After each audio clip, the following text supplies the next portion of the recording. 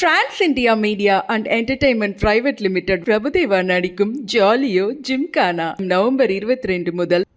செயற்கை நுண்ணறிவு தொழில்நுட்பம் மிகப்பெரிய அளவில் வளர்ந்து வருவதால் அதில் நாம் கவனம் செலுத்த வேண்டும் என்றும் இசையமைப்பாளர் ஏ.ஆர். ரஹ்மான் தெரிவித்துள்ளார்.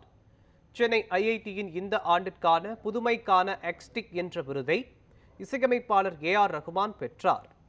2022ஆம் ஆண்டு வெளிவந்த லே மஸ்க் என்ற மெய்நிகர் தொழில்நுட்ப படத்தை இயக்கியதற்காக சென்னை ஐஐடி அவருக்கு இந்த விருதை வழங்கி சிறப்பித்தது. சென்னை ஐஐடி பேராசிரியர் மணிவண்ணன் தலைமையிலான குழுவினர் ஏ.ஆர். ரஹ்மானுக்கு விருதை வழங்கினர். பின்னர் செய்தியாளர்களிடம் பேசிய அவர், நமது நாட்டின் வளர்ச்சிக்கு தொழில்நுட்ப வளர்ச்சி அவசியம் என்று தெரிவித்தார். இயற்கை நுண்ணறிவு தொழில்நுட்பம் மிகப்பெரிய அளவில் வளர்ந்து வருவதால் நாம் அதில் கவனம் செலுத்த வேண்டும் என்றும் குறிப்பிட்டார். கற்பனைக்கு கட்டுப்பாடுகள் கிடையாது என்று கூறிய இசையமைப்பாளர் ஏ.ஆர். ரஹ்மான், இசை மூலம் மனிதர்களுக்கு மருத்துவ சிகிச்சை அளிப்பது குறித்து ஆய்வுகள் நடைபெற்று வருகிறது என்றும் தெரிவித்தார்.